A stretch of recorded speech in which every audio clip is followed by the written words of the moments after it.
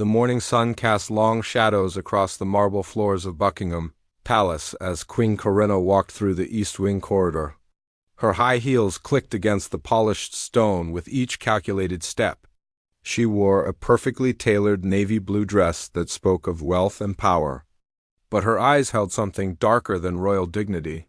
Corinna had married into the royal family 5 years ago, capturing the heart of Prince Edmund with her charm and beauty. The public loved her story, a commoner who became royalty through true love. But behind the palace walls, a different truth was emerging. The late Queen Mother had passed away just 3 months earlier, leaving behind a legendary collection of jewels that had belonged to the royal family for centuries. These weren't just expensive pieces, they were symbols of British heritage, each one carrying stories of kings and queens who had worn them through wars, celebrations, and moments that shaped history. Sir James Blackwood, the head of palace security, had been watching Corinna carefully for weeks. His 30 years of service to the crown had taught him to notice things others missed. There had been small signs, jewels appearing and disappearing from the royal vault, security cameras mysteriously malfunctioning at convenient times, and whispered conversations between Corinna and people who had no business being in the palace. That particular morning, Sir James received a call that made his blood run cold. A famous auction house in Switzerland had contacted the palace about some remarkable pieces that had appeared for sale. The seller claimed they were family heirlooms, but the descriptions matched several items from the late Queen's private collection perfectly. Princess Margaret, the late Queen's younger sister, had also grown suspicious. She had noticed her sister's favorite emerald necklace missing from its display case during a recent visit to the memorial room.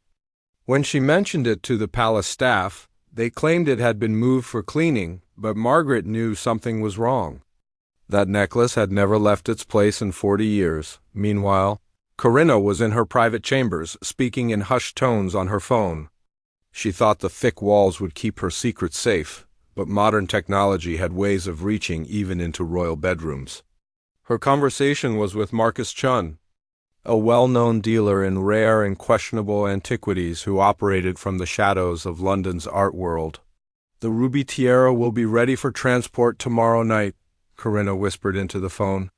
"Make sure your buyer understands this is the last piece. After this, we disappear for a while."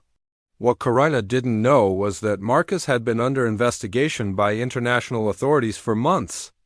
His phone calls were being monitored, and her voice had just been recorded planning the theft of one of the most valuable tiaras in the royal collection. Sir James was putting together a team of the most trusted palace guards. These weren't ordinary security officers. They were men and women who had dedicated their lives to protecting the royal family and everything they represented. Captain Elizabeth Hart, a former military officer with an unbreakable sense of honor, would lead the operation.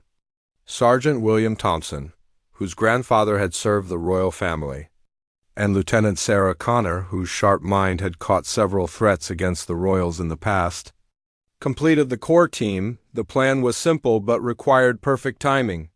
They would catch Corinna in the act, with the stolen jewels in her possession, making it impossible for her to claim innocence or blame someone else. The late Queen's jewelry was being monitored by invisible security devices that would trigger alarms if moved without proper authorization. As evening approached, Corinna prepared for what she thought would be her final heist. She had already moved several smaller pieces over the past months, each theft carefully planned and executed. The money from these sales was sitting in secret accounts across 3 different countries, enough to fund a lifetime of luxury away from royal duties and public scrutiny. She dressed in dark clothing and soft shoes, looking more like a cat burglar than a queen. Her heart was racing, but not from fear, from excitement. She had grown tired of royal protocols, endless public appearances, and the constant pressure of being watched and judged. This was her escape plan, and tonight would make it complete. The palace was quieter than usual. Most of the staff had been given the evening off, which Corinna thought was perfect timing. She didn't realize that Sir James had arranged this specifically to limit the number of people who might get hurt if the confrontation went wrong. At exactly midnight, Corinna made her move. She used her royal access codes to enter the secure wing where the late Queen's collection was kept. Her hands shook slightly as she disabled what she thought were all the security systems. But Sir James had installed additional monitoring that she knew nothing about. The ruby tiara sat in its case like a sleeping dragon, red stones catching the small amount of light in the room. This piece alone was worth more than most people would earn in several lifetimes. It had been worn by 3 queens during their coronations, and was considered one of the most historically significant pieces in the entire collection. As Corinna reached for the tiara, she felt a moment of hesitation.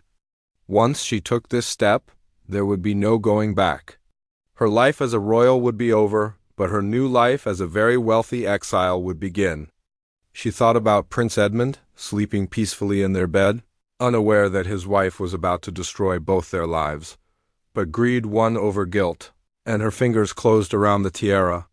The moment she lifted it from its case, silent alarms began ringing in Sir James's command center. The trap was set, and Queen Corinna had just walked directly into it. The next few hours would determine not just her fate, but send shockwaves through the entire British royal family and change the monarchy forever. In the distance, footsteps could be heard approaching the jewelry wing. The royal guards were moving into position, and Queen Corinna's world was about to come crashing down around her. The ruby tiara felt heavier in Corinna's hands than she had expected. Each precious stone seemed to pulse with the weight of centuries, carrying the ghosts of the queens who had worn it before. But she pushed those thoughts away and quickly placed it in the specially designed bag she had brought for this purpose.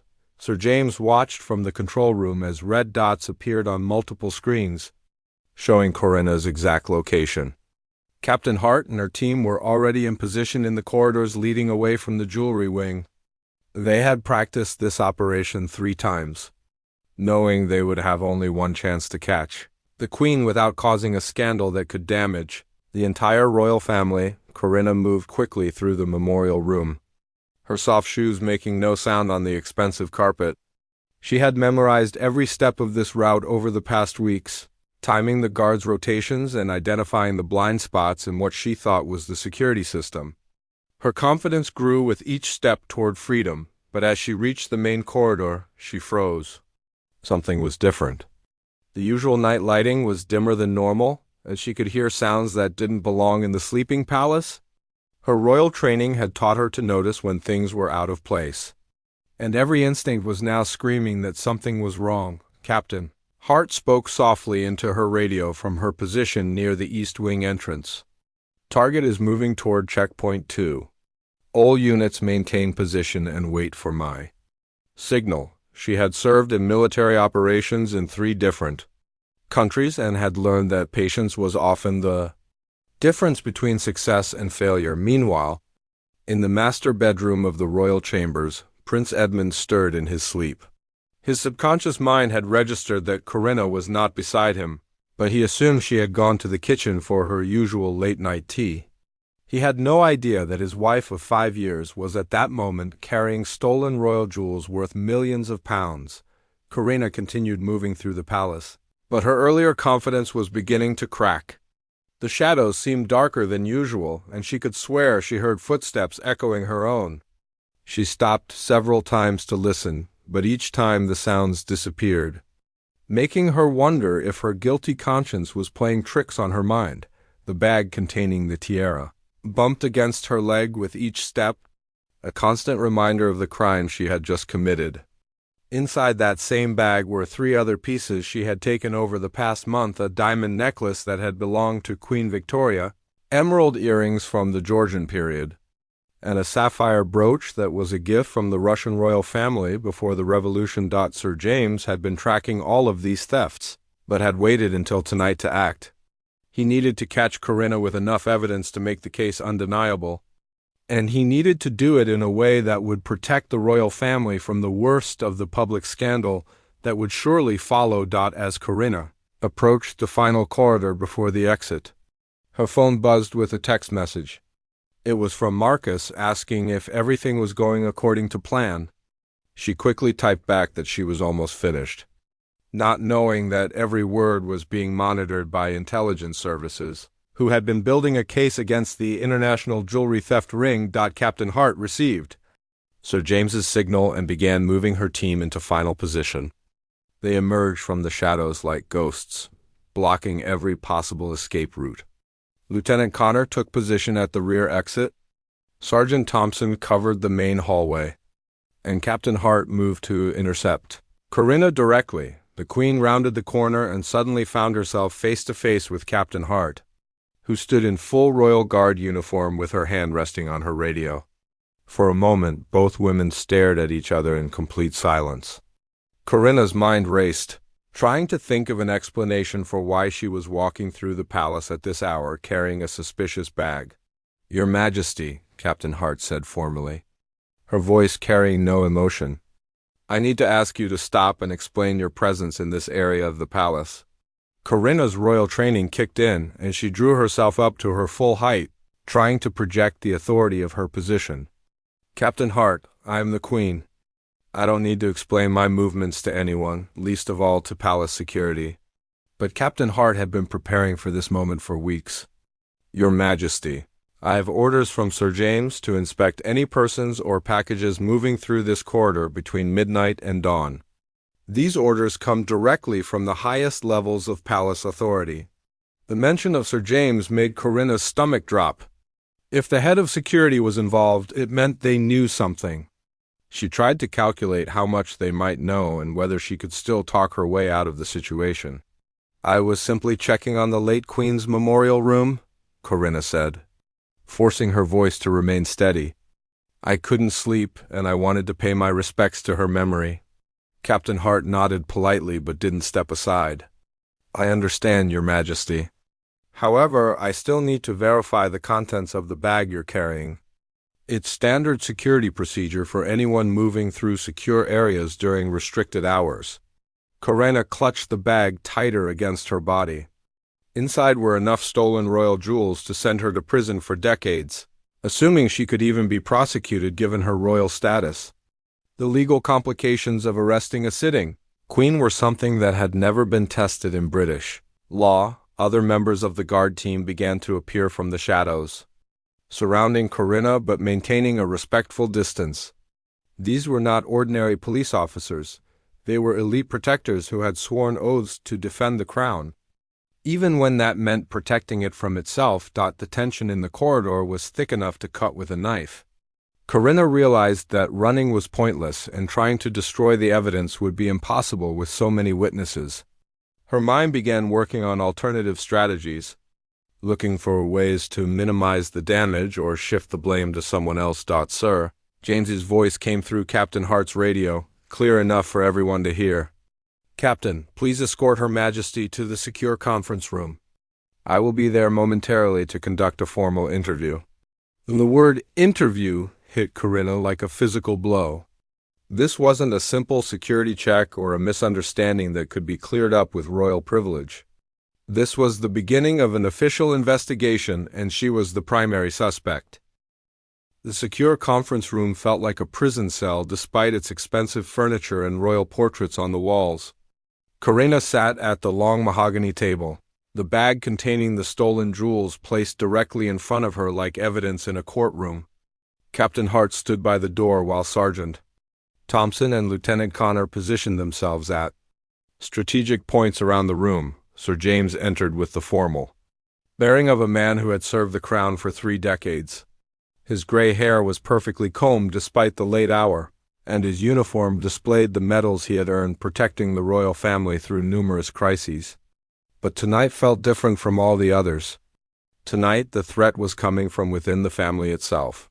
"Your Majesty," Sir James said as he took his seat across from Corinna.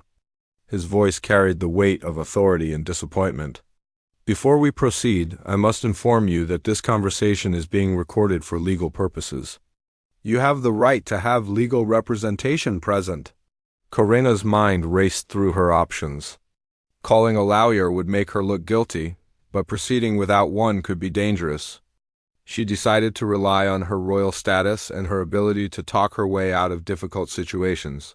"Sir James, I think there's been a terrible misunderstanding, she said, forcing her voice to remain calm and regal.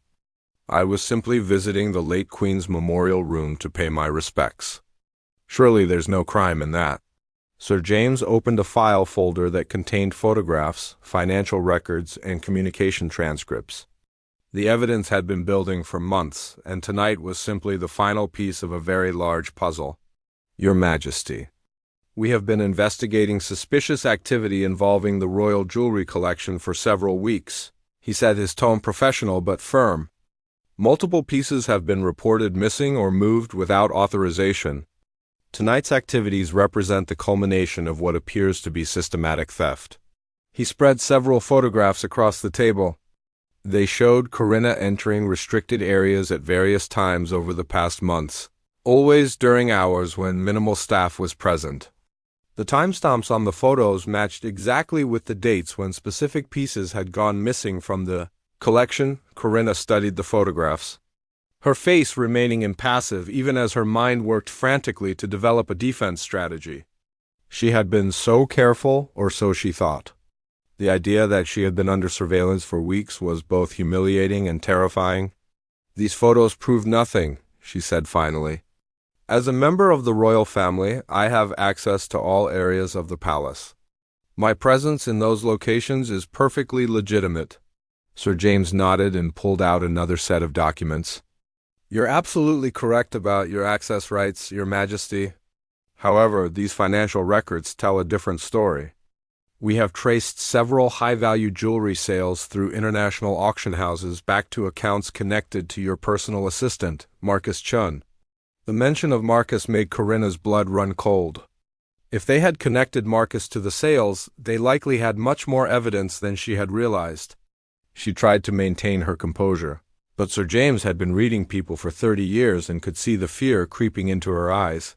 Captain Hart stepped forward and placed a device on the table. Your Majesty, this is a recording of a phone conversation from earlier today. I believe you'll recognize the voices. The device played back Corinna's conversation with Marcus about the ruby tiara and their plans for the final theft. Her own voice filled the room, discussing the crime she had just been denying. The evidence was overwhelming and undeniable. The silence that followed was deafening.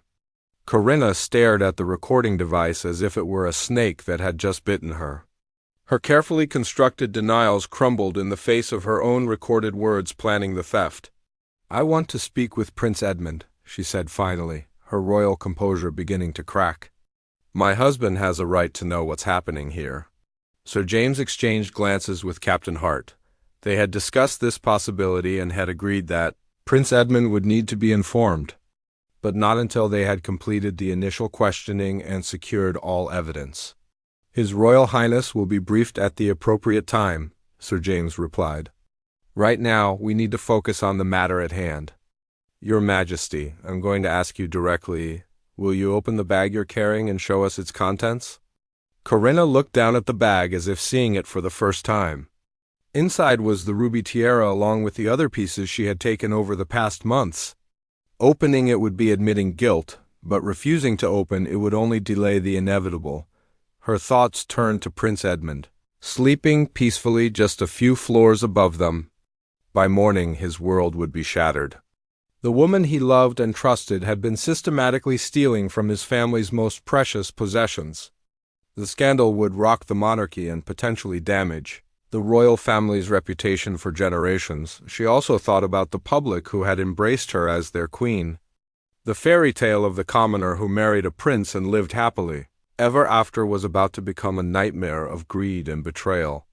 The media would have a feeding frenzy, and every aspect of her life would be examined and criticized. Lieutenant Connor spoke for the first time since entering the room. Your Majesty, we also have evidence of communications between you and several international buyers. These buyers specialize in acquiring items of questionable origin for private collectors, who don't ask questions about provenance. The web of evidence was closing around Corinna like a net. Each new piece of information made her situation worse and her options fewer.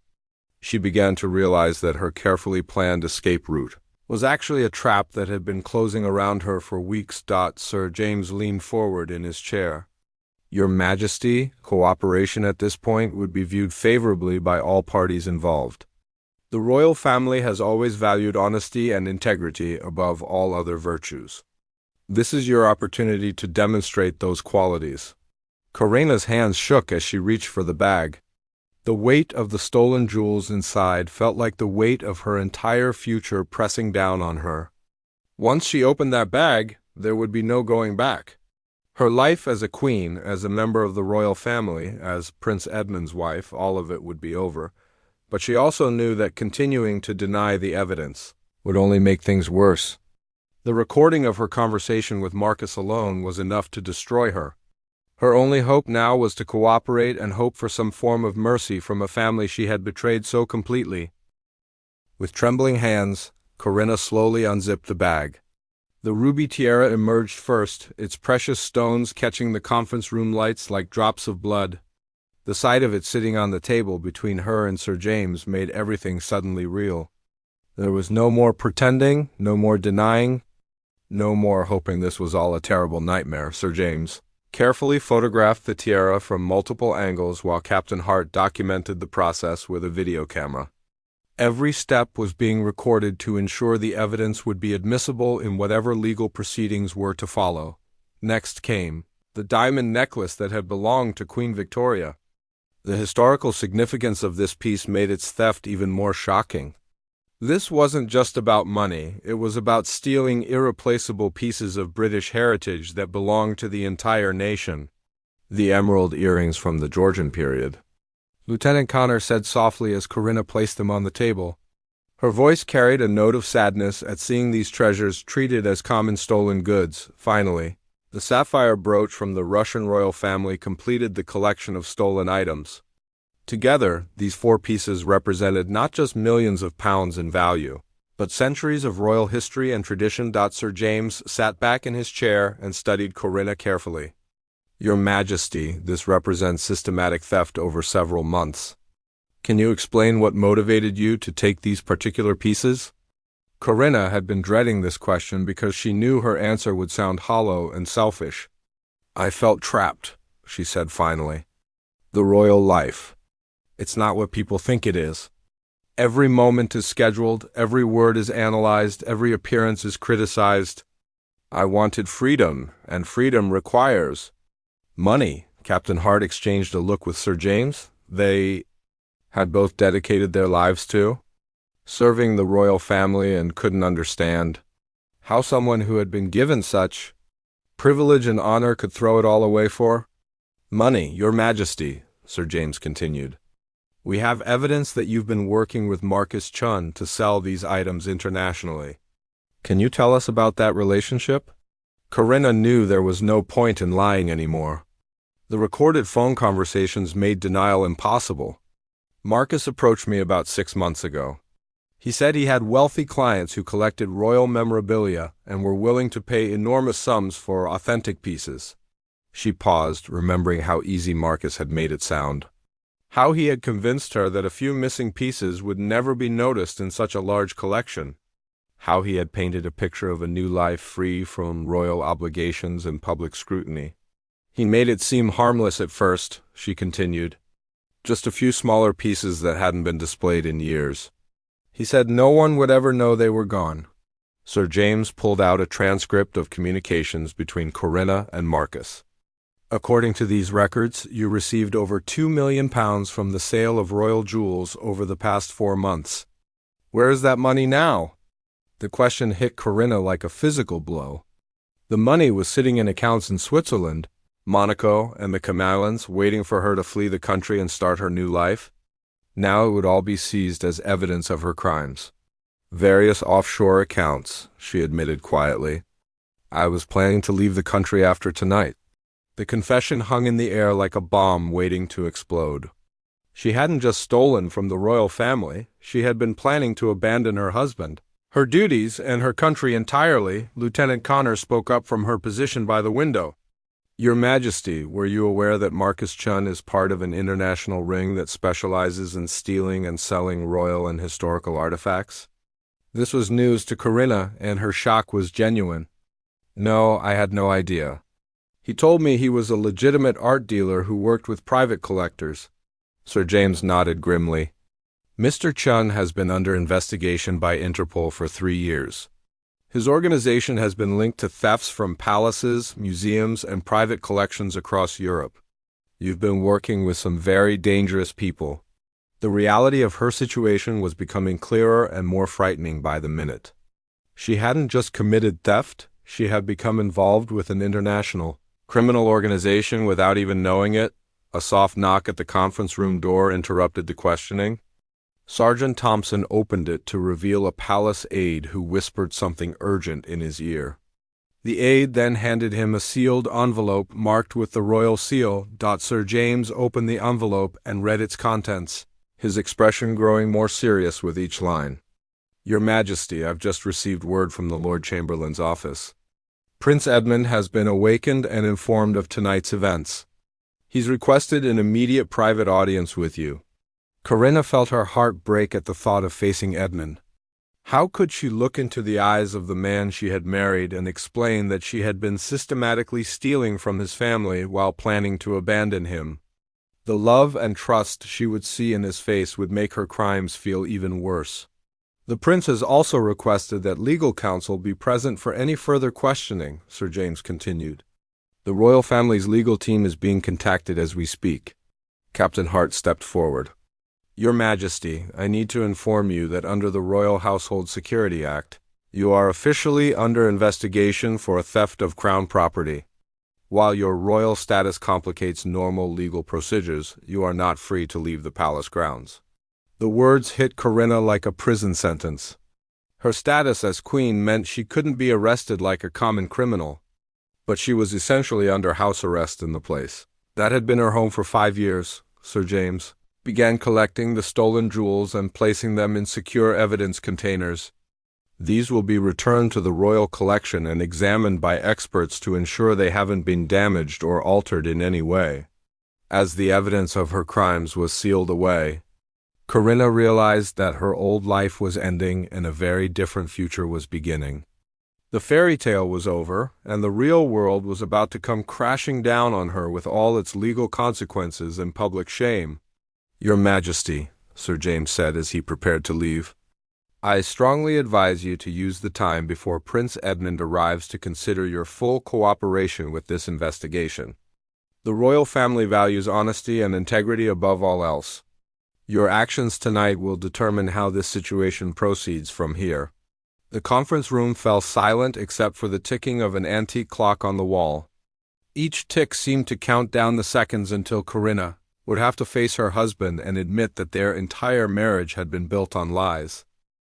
20 minutes later, the conference room door opened and Prince Edmund entered, still wearing his sleeping clothes with a formal robe hastily thrown over them. His hair was disheveled, and his eyes showed the confusion and pain of a man whose world had just been shattered in the middle of the night. Behind him walked Lord Chancellor William Pemberton, the royal family's senior legal advisor, and Margaret Sheffield, one of Britain's most respected criminal defense attorneys. Their presence made it clear that this was no longer just a family matter. It had become a legal crisis that could affect the entire monarchy. Edmund's eyes immediately found Corinna's face, searching for some explanation that would make sense of what he had been told. Corinna, he said softly, his voice breaking slightly on her name, please tell me this is all some terrible mistake. The pain in his voice was worse than any punishment the legal system could impose. Corinna had prepared herself for arrest, for prison, for public humiliation. But she hadn't prepared herself for the look of betrayal in the eyes of the man who loved her. Edmund, double quotes, she began, but the words wouldn't come.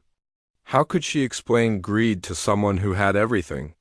How could she justify theft to someone who had shared everything with her freely? Lord Chancellor Pemberton stepped forward with the formal bearing of a man who had guided the royal family through numerous crises over the past 20 years. Your Majesty, before any further discussion takes place, I must advise you of the legal implications of tonight's events. He opened a thick legal folder and began reading from prepared notes. The theft of crown property is a unique crime under British law. While your royal status provides certain protections from ordinary criminal prosecution, it does not exempt you from the consequences of actions against the crown itself. Margaret Sheffield, the defense attorney, took her place beside Corinna. Your Majesty, I strongly advise you to remain silent while we review the evidence and determine the best course of action. Anything you say can and will be used in legal proceedings. But Corinna couldn't remain silent while looking at Edmund's devastated face. I did it, she said quietly, her royal composure finally cracking completely. I took the jewels. I sold them. I was planning to leave the country tonight. The admission hung in the air like a death sentence. Edmund sank into a chair across from her, his face going pale as the full reality of her betrayal hit him. Why? He asked, his voice barely above a whisper. We had everything. I gave you everything. What could you possibly want that you didn't already have? Corinna looked around the room at the portraits of previous queens who had served with honor and dignity for centuries. Freedom, she said finally. I wanted freedom from all of this. From the schedules, the protocols, the constant scrutiny. I wanted to be able to go where I wanted, do what I wanted, be who I wanted without permission from anyone. Edmund's face showed a mixture of pain and disbelief. You could have talked to me. We could have found a way to make things better. Instead, you decided to steal from my family and run away like a thief in the night. Sir James entered the room with a new folder of documents. Your Royal Highness, I have updates from our investigation. The scope of this theft is larger than we initially realized. He spread new photographs and financial records across the table. We've now confirmed that 12 pieces from the royal collection have been sold over the past 4 months. The total value exceeds £4 million. The numbers hit Edmund like physical blows. This wasn't a moment of weakness or a single mistake. This was months of calculated theft from his family's most precious possessions, Lord. Chancellor Pemberton studied the new evidence carefully. This changes the legal situation significantly. We're now looking at grand theft, conspiracy, money laundering, and potentially treason depending on how the courts interpret theft of crown property. Margaret Sheffield looked grim as she reviewed the evidence against her new client. The recorded conversations make denial impossible. Our only option is to negotiate for the most favorable outcome possible. Prince. Edmund stood up and walked to the window overlooking the palace gardens where he and Corinna had walked together so many times during their 5 years of marriage. Corinna, I need you to understand something. This isn't just about money or even about the jewels themselves. Those pieces represent hundreds of years of British history. They belong to the people of this country, not to us personally. He turned back to face her, and she could see that the loving husband was being replaced by the future king who had a duty to his country. Queen Victoria's necklace was worn during the ceremony when she was proclaimed Empress of India. The Georgian earrings were a gift from King George III to celebrate the end of the American Revolutionary War. These aren't just expensive jewelry, they're pieces of our national heritage. Corinna felt the full weight of her crimes settling on her shoulders. She had been so focused on the monetary value that she hadn't considered the historical significance of what she was stealing. Sir, James cleared his throat. Your Royal Highness, there's another matter we need to discuss. The investigation into Marcus Chun has revealed that he was planning to sell information about palace security to foreign intelligence services. Her Majesty's involvement with him represents a potential national security breach. The room fell silent as the implications of this revelation sank in. Corinna hadn't just committed theft. She had unknowingly compromised the security of the royal family and potentially the entire country. Edmund closed his eyes and took a deep breath. When he opened them again, Corinna could see that a decision had been made. Lord Chancellor, what are our options for handling this situation? Lord Chancellor Pemberton consulted his notes. Given the unique nature of the case, we have several possibilities. We can negotiate a private settlement that includes full restitution and the surrender of all royal titles and privileges. Or we can proceed with formal legal proceedings, which would inevitably become public and create a constitutional crisis. Margaret Sheffield leaned forward. Your Majesty, I strongly recommend considering the private settlement option. A public trial would be devastating for everyone involved, including the royal family. Edmund looked at Corinna one last time, searching her face for the woman he had fallen in love with 5 years ago. Corinna, you have a choice to make. You can cooperate fully, return all the money, and accept the consequences of your actions with dignity. Or you can fight this and drag both our families through a public scandal. That will damage the monarchy for generations. Corinna realized that this was her last chance to show any of the honor and integrity that the royal family stood for. Her fairy tale was over, but she could still choose how it would end. The first rays of dawn were beginning to filter through the conference room windows when Corinna finally made her decision. She looked around the room one last time at the faces of the people whose lives she had forever changed, then spoke in a voice that was barely above a whisper. I choose to cooperate fully, she said, her royal composure completely gone. I will return all the money, provide complete information about everyone involved, and accept whatever consequences you deem appropriate. Edmund nodded slowly, but there was no relief in his expression, only resignation. Lord Chancellor, please prepare the necessary documents. I want this resolved before the palace staff begins their morning duties. The next 2 hours passed in a blur of legal documents, financial authorizations, and formal statements. Corinna provided account numbers for all the offshore accounts where the stolen money was hidden. She gave detailed information about Marcus Chun and his operation. She signed papers renouncing all claims to royal titles, properties, and privileges. Margaret Sheffield worked to negotiate the most favorable terms possible for her client, but there was little room for mercy given the scope of the crimes. The agreement that emerged was harsh but fair, complete financial restitution, permanent exile from Britain, and the surrender of all royal status. As the sun rose higher, Sir James received word that Marcus Chun had been arrested by international authorities while attempting to board a flight to Singapore. The entire criminal network was being dismantled, and several stolen artifacts from other European royal families were being recovered. The investigation will continue, Sir James informed the room, but the immediate crisis has been contained. All stolen items have been recovered and the financial damage will be fully restored. Lord Chancellor Pemberton presented the final document to Corinna. Your Majesty, and I use that title for the last time, this document formally removes you from the line of succession, strips you of all royal titles and privileges, and bans you permanently from British soil. Do you understand what you are signing?